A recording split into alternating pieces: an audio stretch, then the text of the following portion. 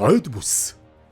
Бүсийн хөгжлийн зорилго нь Оросын холбооны улс болон Европын холбооны орнуудтай эдийн засгийн харилцааг өргөжүүлж, хөвсгөл нүүр, сэлэнгийн айл савын экосистемийн байгаль, түүх, соёлын өвд тулгуурласан аялал жуулчлал, амралт сувлал, хүнд үйлдвэрлэлээр төрөлдсөн аялал жуулчлал, аж үйлдвэрлэлийн хөгжлийн бүс нутаг болон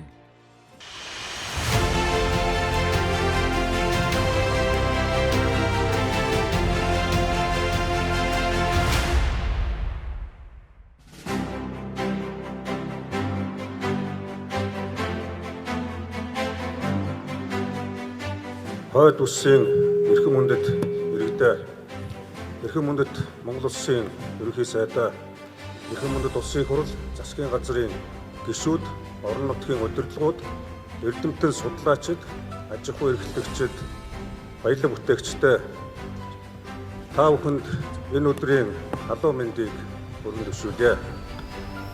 Бүс бүр өөрийн онцлог давуу талаа тулгуурлан бие даан харилцан уялдаатай хөгжих нь Монгол улсын тогтвортой хөгжил, нэгдвэл байдлын үндэс юм а. Бүс бүрийн хурдтай амжилттай хөгжил нь мөн Монгол улсын ирээдүйн цогц хөгжлийн баталгаа болох учиртай. Өнөөдөр та бид Монгол улсын хөгжлийн алсын харааг тодорхойлох түүхэн үйл явдлын нэгэн чухал хуудас болох хойд бүсийн зөвлөлийн анх дугаар хуралдаанд Монгол улсын засгийн газрын тэргүүний хамт чуулгахаар цуглаад байна. Ингээд хойд бүсийн зөвлөлийн анх дугаар хуралдаан албан ёсоор нээж өгөөр итгэлээ.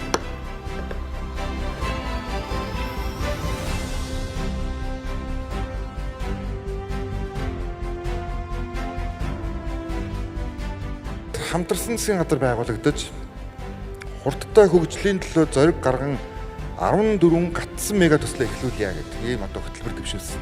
За эгийн голын усан цахилгаан станц бол бас энэ бүс нутгийн томоохон мега төслүүдийн нэг байна.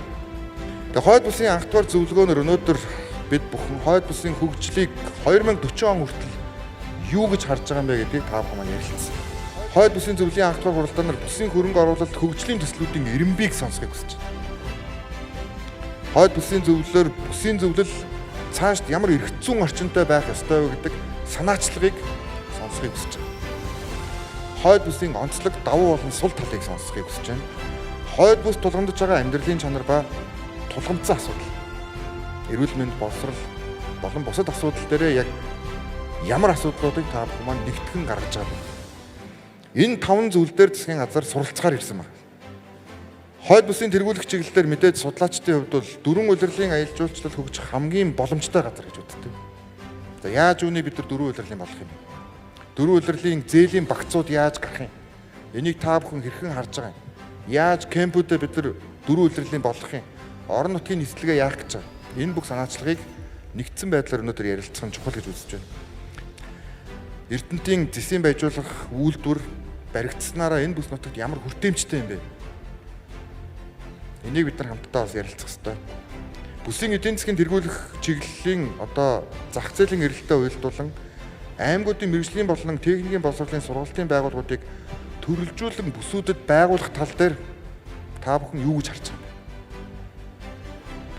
Ийм зүйлүүдийг сонсож өнөөдөр ярилцах гишүүдийнхээ үгийг сонсох нь бол туйлын чухал юм аа гэж бидний хувьд үзэж байгаа. Парламентын гишүүдийг харахад бол бас энэ бүс нутаг аль ч бүстэй улс төрийн капиталаар бол огт дутхгүй, харин ч бараг илүү гарах уц хэмжээний ийм том улс төрийн павер бол та бүхэнд бол байгаа.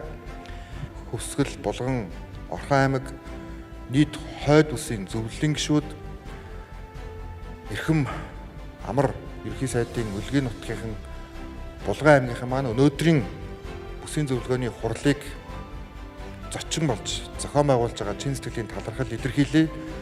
Та бүхэндээ аз жаргал хамгийн сайн сайхан бүхнийг хүссэн өрөө. Монгол улс дөрвөн улиралтай, тэрэн дундаа бүтээн байгуулалтын улирал маш бага.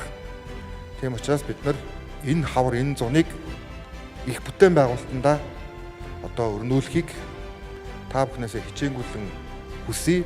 Аз жаргал хамгийн сайн сайхан бүхнийг хүсэн өрөөж ажлын амжилт хүсье. Баярлалаа.